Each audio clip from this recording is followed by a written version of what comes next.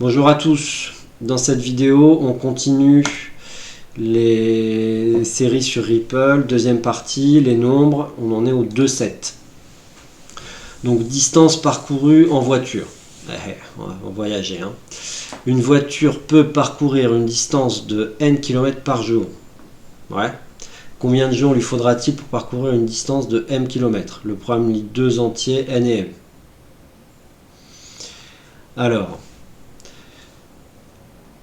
si elle peut en parcourir 700, elle fait au plus 700 km le premier jour. Et après, si elle doit parcourir 750 km, il faudra qu'elle fasse 700 km le premier jour dans un des cas. Et puis, le deuxième jour, les kilomètres restants. Bon, après, elle peut tout à fait diviser ces 750 comme elle veut. Mais la personne, en tout cas, est bien obligée de voyager sur 2 jours. Ok?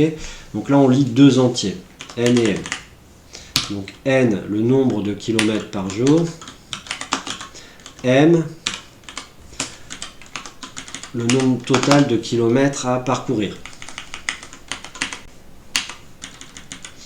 Donc si je fais n divisé par m.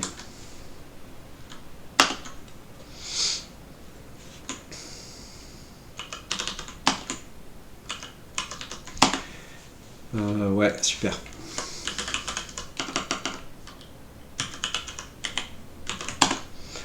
Donc avec 700, on va mettre 7 et 8. Ouais, c'est l'inverse. Je fais pas attention, désolé. Et en plus, je vous le dis tout de suite, ça va pas marcher. Donc 7 et 8. Voilà. Bon, ça fonctionne pas à merveille parce que cette division entière n'est pas formidable. Ce qu'on devrait faire, c'est une division comme ça. Et là, on saurait que elle peut faire 8 km par jour, là on a 9 à faire. Là, on saurait que ça dépasse 1, donc on doit faire un arrondi. Et alors, il y a plusieurs façons de faire des arrondis en Python.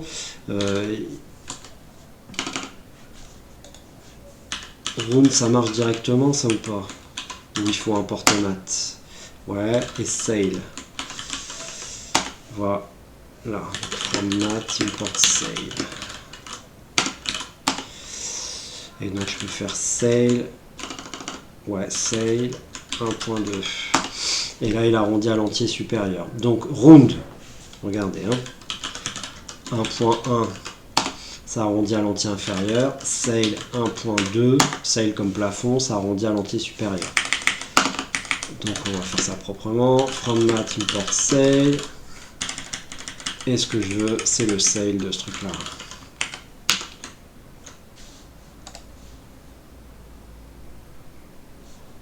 Voilà.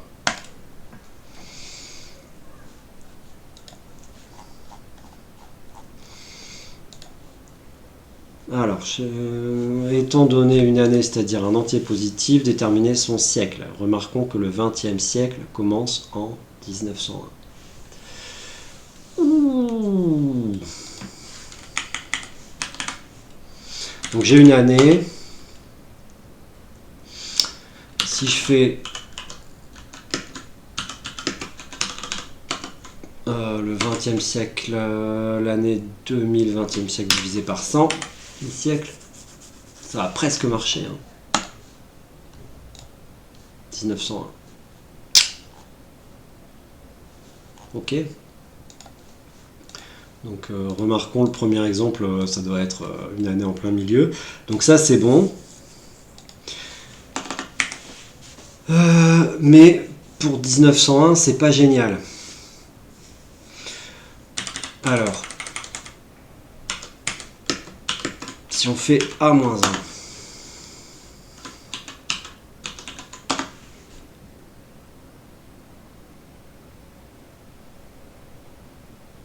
ouais.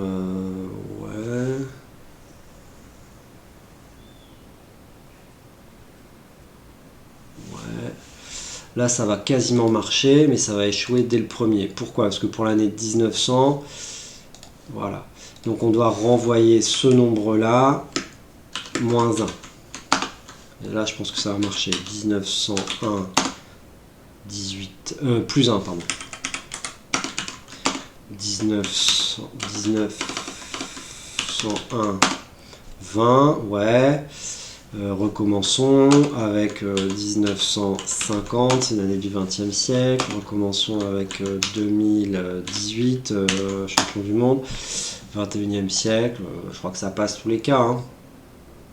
Donc on soustrait 1 parce qu'il y a un décalage de 1 dans l'année à laquelle commence le siècle. Et le 20e siècle, c'est les années de 1901 à 2000. Donc on doit ajouter 1 pour avoir le bon indice du siècle.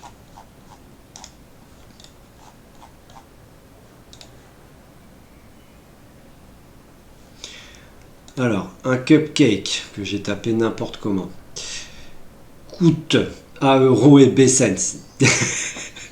Mon Dieu. Déterminer combien d'euros et de cents quelqu'un devra payer pour s'offrir N cupcake, que j'ai réussi à taper cette fois.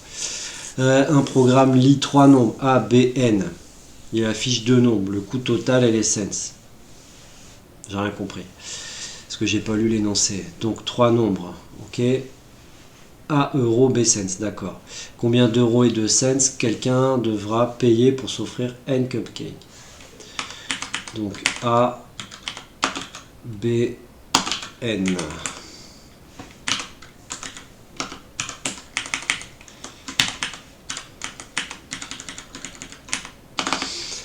Donc, euros et cents. Bah, on va compter ça en cents. Hein. Donc, le prix...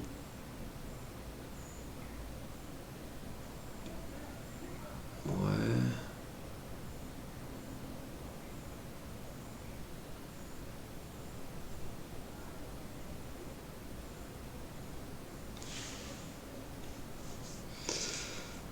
Ok.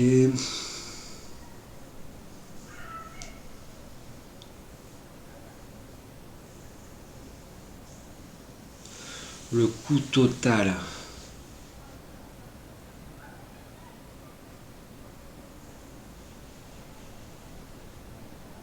Ah ouais, le coût en euros et les cents, d'accord. Donc, total euros, bah, c'est N cupcake, donc N fois A. Total cents, il y a des chances que ça marche pas ça, hein. C'est N fois B. On peut afficher ces deux totaux.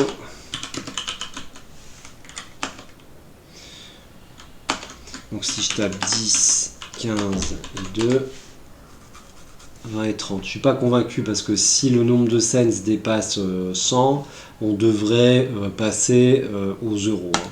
À mon avis, ça va échouer. Ouais, voilà. Non. Non, non, non. Là, il n'y a pas de problème. Voilà. Ouais.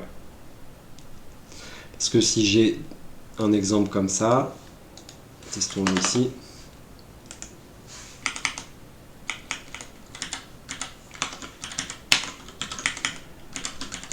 Hop.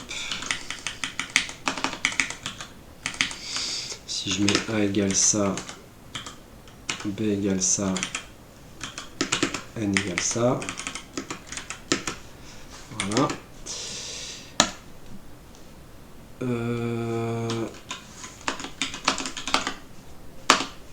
Voilà, 8200. Pourquoi? Parce que mon programme, il calcule le nombre de cents 200, alors que 200 cents, pardon, ça fait 2 euros. Donc, combien est-ce que j'ai d'euros dans ce total de cents?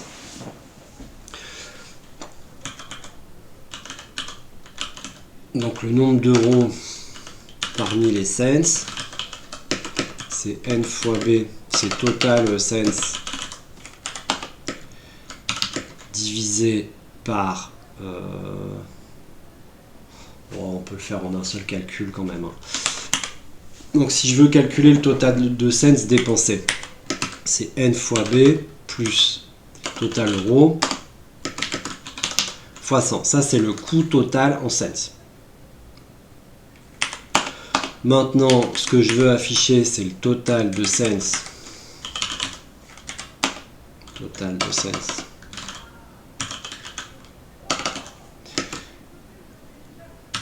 divisé par 100 et le total de sales modulo 100. Et je vais faire un truc un tout petit peu plus propre. Hop, hop, hop. Voilà. On n'a plus besoin de ça, je pense. Alors testons, donc les valeurs qui ont fait échouer, c'était 2,50 € par cupcake et j'en prends 8. Et il me dit 20 et 0. Donc c'était pas ça les valeurs, c'était 2,50 € et j'en prends 4. Il me dit 10 et 0, ça doit être bon ça. Voilà. Bon, c'est encore le moyen le plus simple que de compter en centimes. L'énoncé est un peu particulier quand même. Je m'en souvenais plus de celui-là. Comme vous pouvez voir l'année, ça fait 3 ans que je les ai rédigés ces exos. Ils ont été mis à jour en 2019 pour certains d'entre eux, mais c'est loin d'être le cas pour tous. Alors continuons.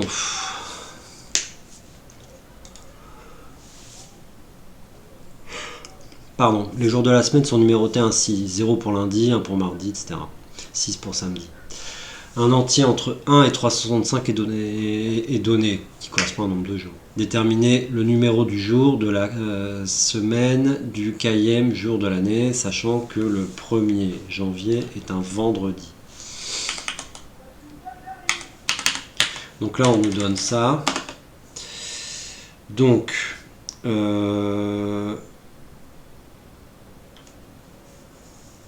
va falloir préparer un tableau. Hein. Donc on va avoir les jours. Bon, je vais les mettre dans un tableau comme ça. Ah non. Non, on n'a pas besoin d'un tableau. On sait que le 1er janvier,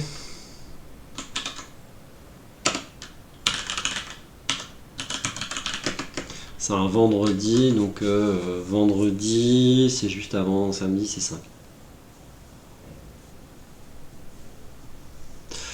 Ensuite,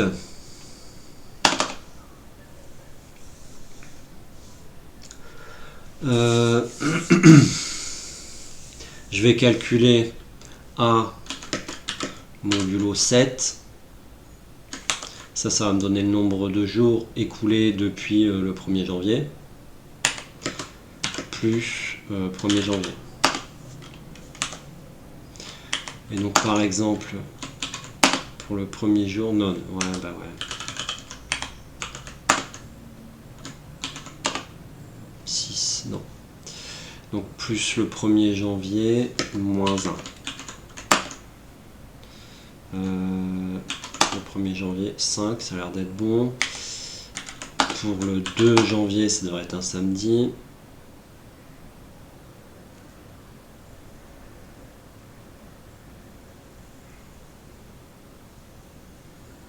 Non, ça va échouer ça. Faut que je fasse le modulo à la fin.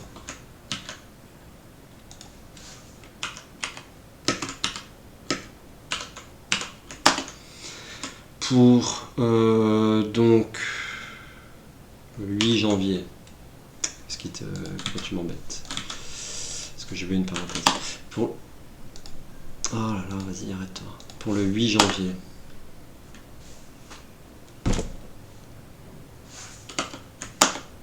Voilà, pour le 8 janvier, on va y arriver. 5, c'est encore un vendredi. Là, je pense que c'est bon. Ah, je me suis trompé. 0 lundi, 1 mardi, 2 mercredi, 3 jeudi, 4 vendredi. Et donc en fait, c'est 6 dimanches. C'est l'énoncé qui est faux.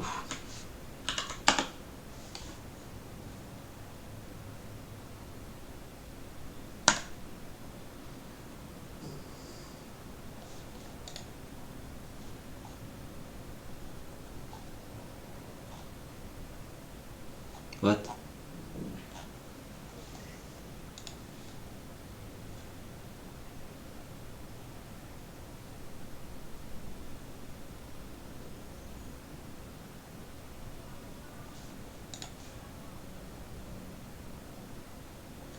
Bon. Ripple a bugué un coup. Mais voilà.